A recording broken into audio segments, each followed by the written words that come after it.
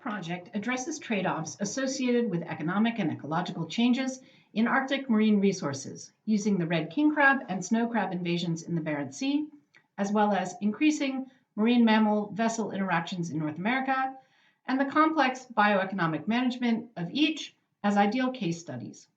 The cases have implications that extend easily to encompass the continued growth in ecological and economic disruptions from climate change and other marine transformations.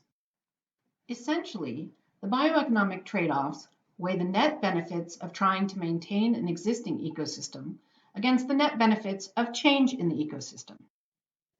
These trade-offs may be spatial and temporal.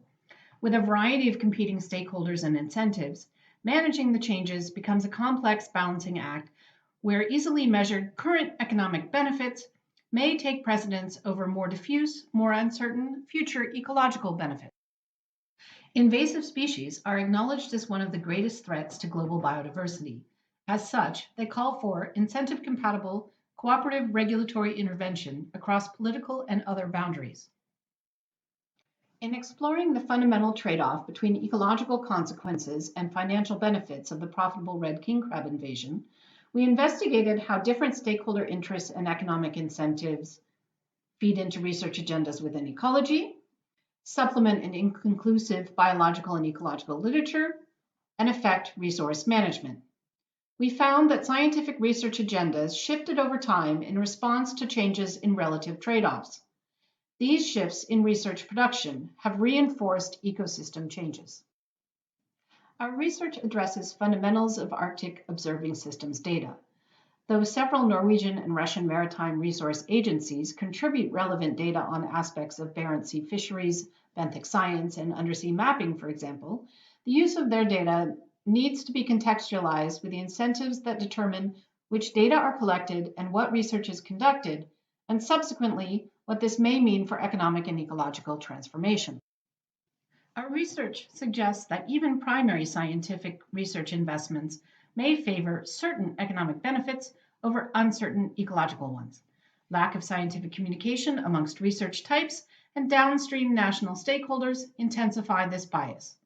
This is typical of ecological disruptors more broadly, where scientific research and governance organizations' tasks cannot easily cut across the many dimensions of risk and inflexible institutional arrangements.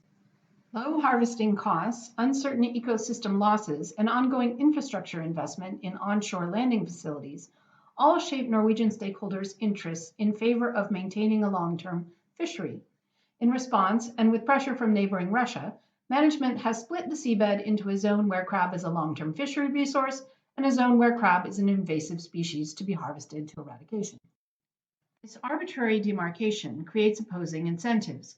Regulatory interventions need both bioeconomic analysis and incentive-compatible cooperation across boundaries that are complicated by challenges from imperfect information about the net benefits of preventing those invasions, which may also be distributed unequally according to bioeconomic conditions. We therefore analyzed management cooperation between Russia and Norway to identify net gains from cooperation caused by the invaders' dispersals.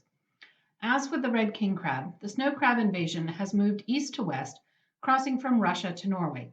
There are, however, additional ecological, economic, legal, and climatic aspects of the problem that stem from differences in the two species' bioeconomic conditions.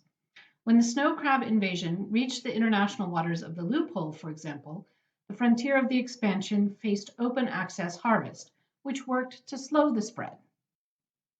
The closure of this open access, done to accommodate Russian and Norwegian financial interests, has now facilitated spread of the invasion.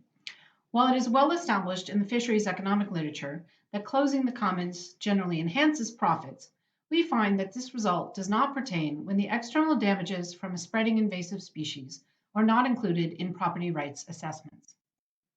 These cases show how details of ecological processes matter in determining net benefits. Finally, we note that the project continues for another year with ongoing efforts focused on a different set of marine resource systems also undergoing rapid change.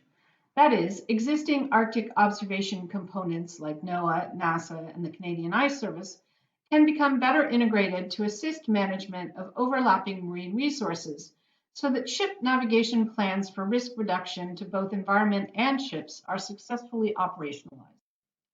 Thank you for your time and attention. Please direct any questions about this video, our Belmont Forum project, and our ongoing activities to Brooks Kaiser, Linda Fernandez, or Melina Carantadou.